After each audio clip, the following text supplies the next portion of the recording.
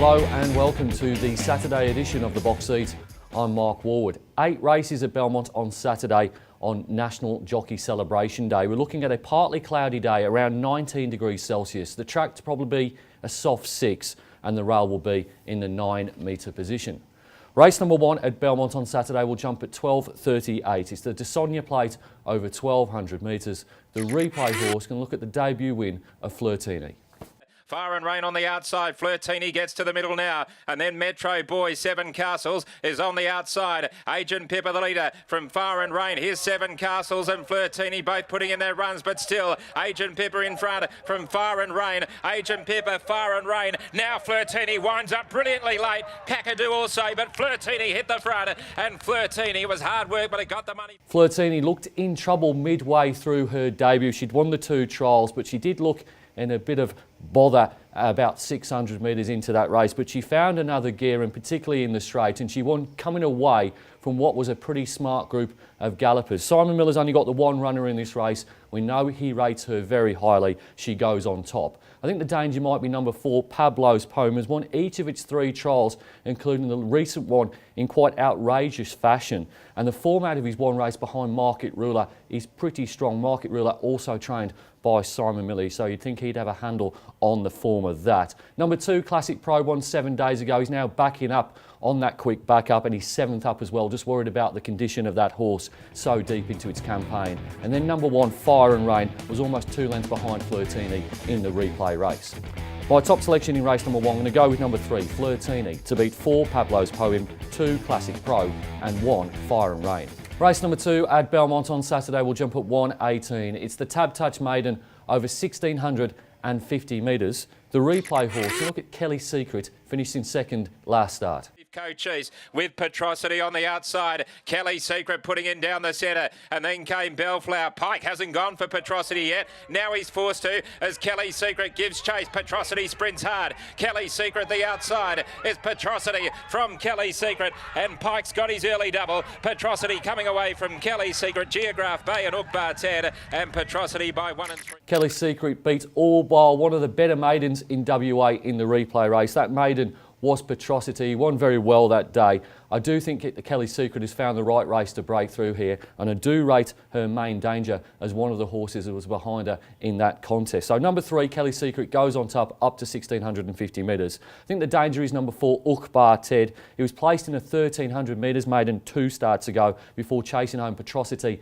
and Kelly Secret over 1400 metres in the replay. Got a bit of time for number 6, which is On His Pride. Gets the blinkers following a distant second to Pagan Image. I do think that Pagan Image is quite smart. Comes out the same yard as Kelly's Secret. And then number 5, 23 Red, returns to town off the back of a silver medal at Northern in a maiden. My top selection in race number 2, going to go with number 3, Kelly Secret, to break through and beat 4, Ukbar Ted, 6, On His Pride, and 5, 23 Red. Race number 3 at Belmont on Saturday will jump at 1:58. It's one of the features. It's the Carbine Club of WA Apprentices Cup over the staying trip of 2200 metres.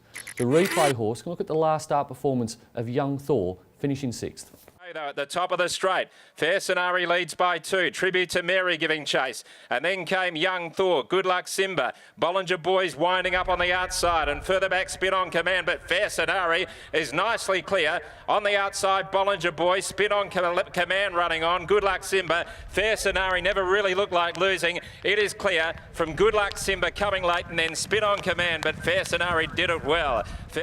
On face value, that was a disappointing performance by Young Thor. He was the favourite for that race, but the speed figures out of it were pretty good. Fair Scenari won by 4 lengths, but the first 6 home in that produced figures that I think would be good enough to win this race if reproduced. Taylor Stone takes the ride. She can only get down to 52.5, but that's the lightest weight in this race, and I do think that Young Thor could bounce back to winning ways, having won 2 starts ago.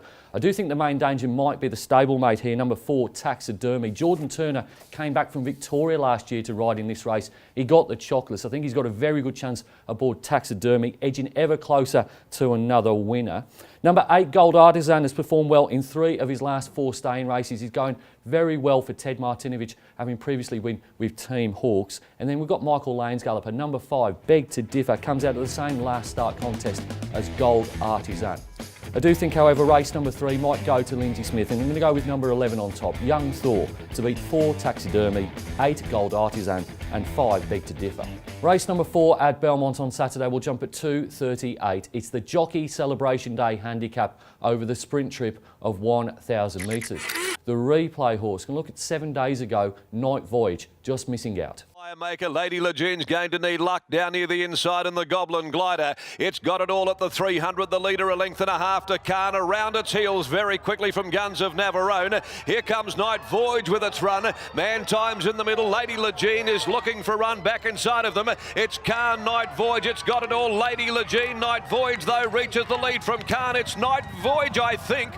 Night Voyage was a whisker away last Saturday. There was a protest after the race. It went for quite some time, but the stewards decided to keep the race in the hands of Khan and Ganjemi Racing. I do think that race was not really run to suit Night Voyage. They didn't go particularly hard in front. I think a faster tempo here will suit him. He's in tremendous form and he goes on top. I think the main danger might be number 4, Undisclosed. She's still got the bar plates on, but she's racing really, really well. I think she'll appreciate getting back onto a softer surface. And the last time she raced against Cinetti, in fact, the only time she raced against Cinetti, she found the front. And finding the front is the key for this horse. She goes in for second. Number 7, Dear Della Razza, is yet to miss the top 3 this preparation, and he certainly likes a bit of cut in the ground. He goes in the minors. And then number 2, Pretentious Chan, absolutely impossible to catch this horse, but his best is certainly good enough to win this race, one of the more competitive hits on the entire card.